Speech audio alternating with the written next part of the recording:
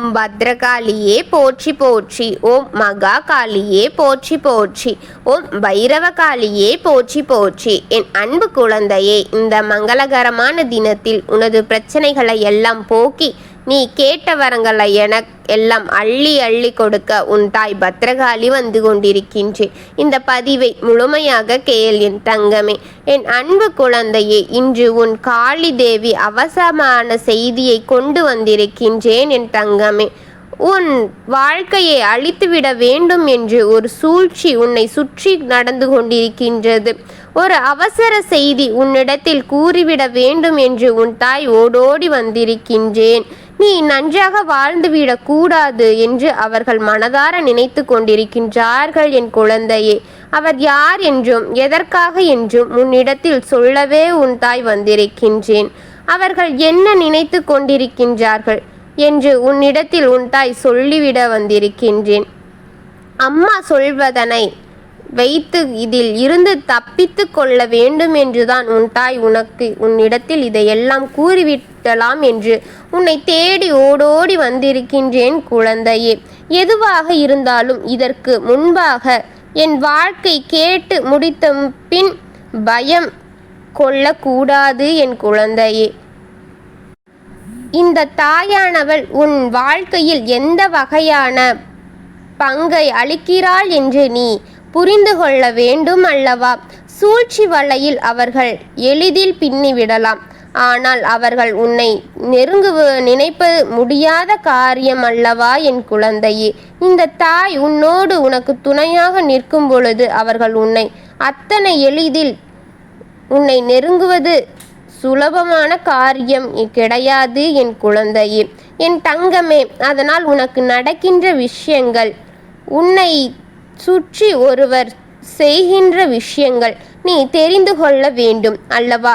அது உனக்கு முக்கியமாகும் என் குழந்தையே. ஆனால் உன் தாய் உன்னை இன்று உனக்கு அதை தெரிவித்து விட வேண்டும் என்று உன்னை தேடி இங்கு வந்திருக்கின்றேன் என் தங்கமே. மனதை எப்பொழுதுமே திடமாக வைத்து கொள்ள வேண்டும். நம்மோடு இருக்கின்றவர்களோ இல்லை நம்மை சுற்றி இருக்கின்றவர்களோ சரி, எந்த நேரத்திலாலும் உன் மீது எந்த விஷயங்களையும் தேவையில்லாமல் திணிப்பார்கள் என்று நீ அறிந்து கொள்ள வேண்டும் என் தங்கமே. அதையெல்லாம் அறிந்து கொள்கின்றாயா? உனக்கு எந்த திசையில் இருந்து என்ன பிரச்சனை வரும் என்று நீ முன்கூட்டியே கணிக்க வேண்டும். இதை கணிக்கும் பக்குவத்தை வளர்த்துக்கொள், அதை உனக்குள்ளே வைத்துக்கொள் என் குழந்தையே.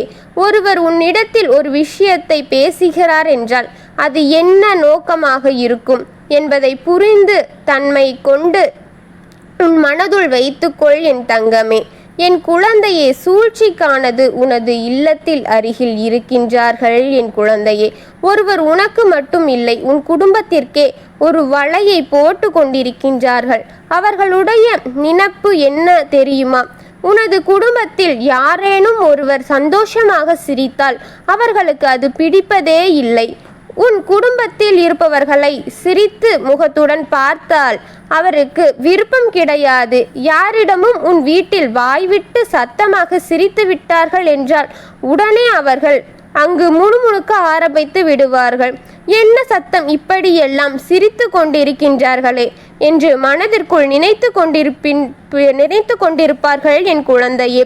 இதை சத்தம் அவர்கள் வீட்டில் நடக்கும்போது அவர்களுக்கு இனிமையாக இருக்கும். அது உன் இல்லத்தில் நடக்கும்போது அவர்களுக்கு ஏற்க கொள்ள மனம் இருக்காது என் தங்கவே. அவர்களால் ஏற்றுக்கொள்ளவும் முடியாது.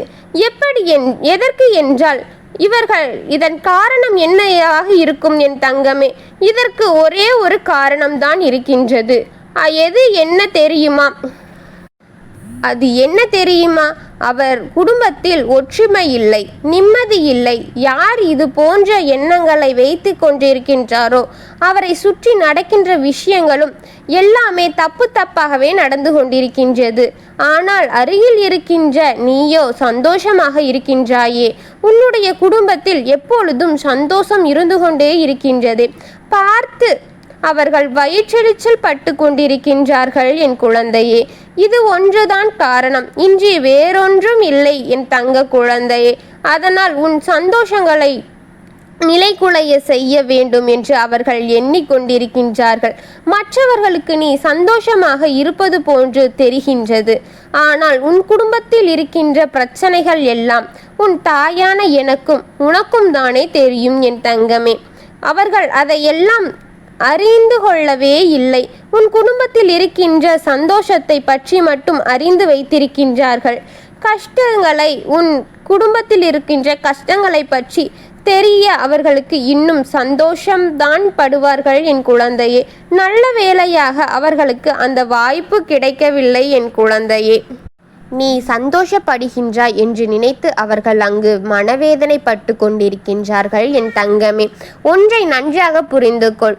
இது போன்றவர்கள் எங்கள் உள்ளவர்கள் எப்பொழுதும் அவர்களுடைய குடும்பத்தை நல்ல நிலைக்கு கொண்டு வருவதில் இல்லாமல் உனது குடும்பத்தை அழிக்க வேண்டும் என்ற எண்ணத்திலேயே இருப்பார்கள். அப்படி என்றால் அவர்கள் எந்த நேரத்திலும் எந்த விஷயத்திலும் என்ன செய்யவும் துணிந்தவர்களாக இருப்பார்கள் என் தங்கமே. இவர்கள் இது போன்ற வேலைகளை செய்வார்கள் என்று உன்னிடத்தில் சொல்லிவிட்டேன் என்பதால் அவர்கள் யார் என்பதை நீ நிச்சயமாக புரிந்து கொள்வாயா? சரியாக சமீப காலமாக உனது இல்லத்திற்கு உனது உறவு ஒன்று வந்திருந்தார் என் தங்கமே. அந்த உறவுக்கு இந்த இல்லத்தில் இருப்பது அவர்களுக்கு பிடிக்கவில்லை. அது மட்டும் இல்லாமல் அந்த உறவினால் உனது இல்லத்திற்கு வந்த யாரோ ஒருவர் சண்டையிட்டு அவரிடம் போய் அவர் சென்று இங்கு அவர் வந்திருக்கிறார் என்று அவரிடம் சொல்லிவிட்டார்கள் என் தங்கமே. அதனால் உன் இல்லத்திற்கு வந்த அந்த உறவுக்கும் அவருக்கும் இடையில் பெரிய பிரச்சனையாகவே நடந்தது. இது போன்ற செயலை செய்து கூடியவர்கள்தான் உன் இல்லத்தின் அருகில் இருக்கின்றார்கள் என்பதை நீ இப்பொழுதாவது அறிந்து கொண்டாயா?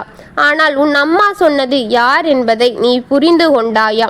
உன்னுடைய இல்லத்திற்கு யாரேனும் வருகை புரிந்தால் யார் வந்திருக்கிறார்கள், எதற்காக வந்திருக்கிறார்கள், என்ன விஷயமாக இருக்கும், அப்படியாக இருக்குமோ இப்படியாக இருக்குமோ என்று அவர்கள் கற்பனை திறனை அங்கு அலைய விட்டு கொண்டிருக்கின்றார்கள் என் குழந்தையே. அதற்கு அளவே கிடையாது.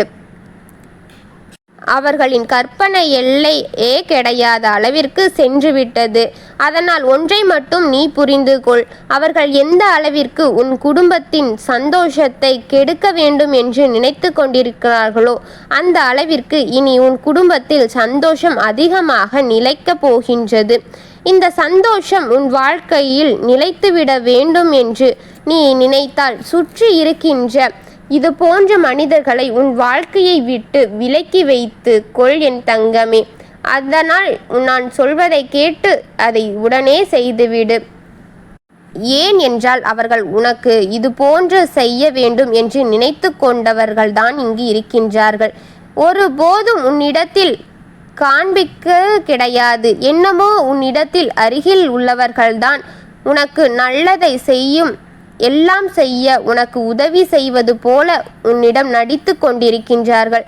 உன்னிடத்தில் எப்பொழுதுமே அவர்கள் நடித்து கொண்டே இருக்கின்றார்கள் என்பதை நீ புரிந்து கொள்ள வேண்டும் என் தங்கமே. இங்கு சில மனிதர்கள் தன்னுடன் உள்ள நம்பிக்கையை கண்டுபிடித்து அளவிற்கு அவர்கள் உனக்கு இது போன்று செய்ய வேண்டும் என்று நினைத்துவிட்டு அவர்கள் ஒருபொழுதும் உன்னிடத்தில் அதை காண்பிக்க கிடையாது.